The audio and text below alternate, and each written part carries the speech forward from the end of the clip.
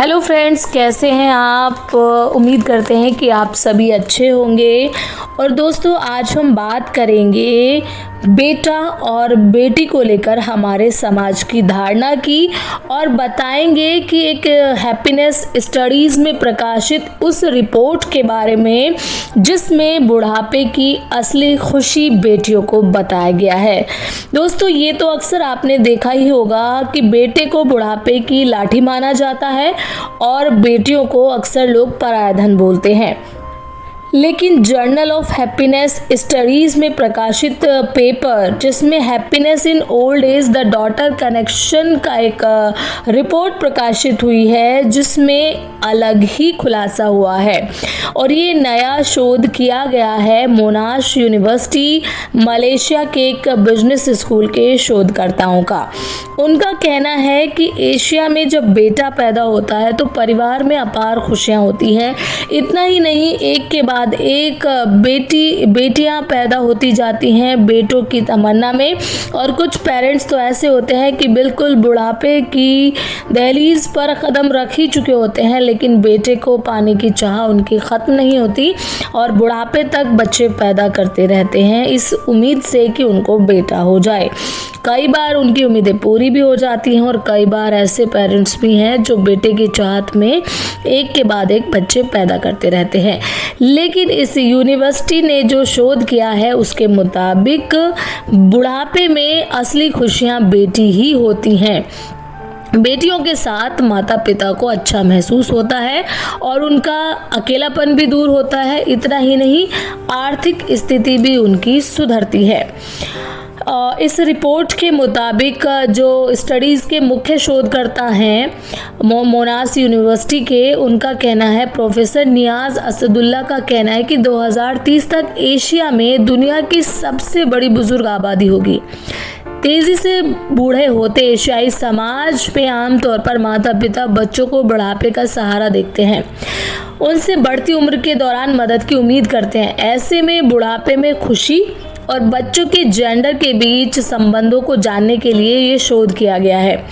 इसके नतीजे बताते हैं कि बुढ़ापे में बेटियां माँ बाप के लिए बेहद मूल्यवान हो सकती हैं।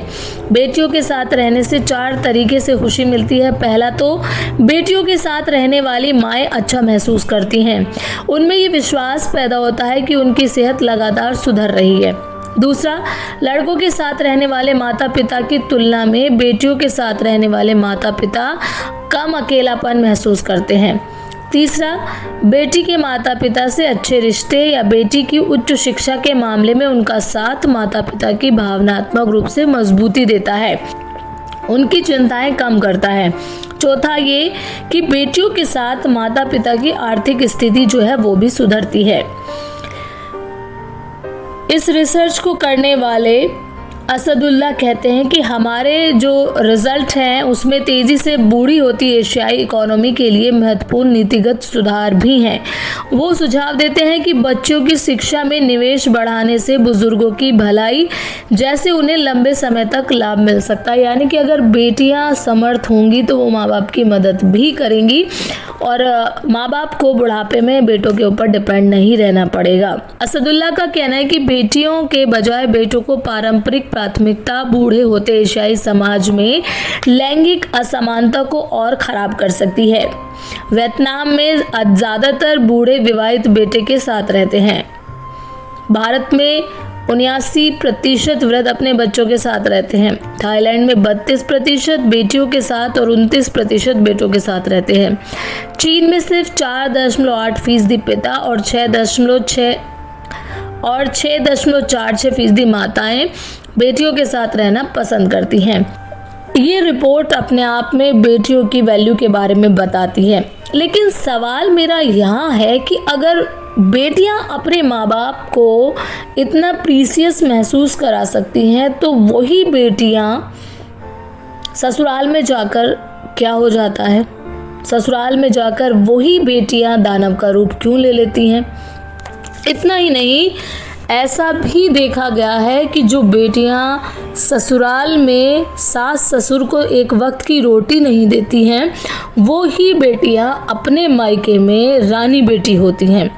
यानी कि सिर्फ ये कहना कि बेटियां जो हैं वो बुढ़ापे का सहारा है, वो मुझे कहीं ना कहीं गलत लगता है। मेरे हिसाब से बेटियां सिर्फ अपने माँ बाप के लिए बुढ़ापे का सहारा हो सकती हैं।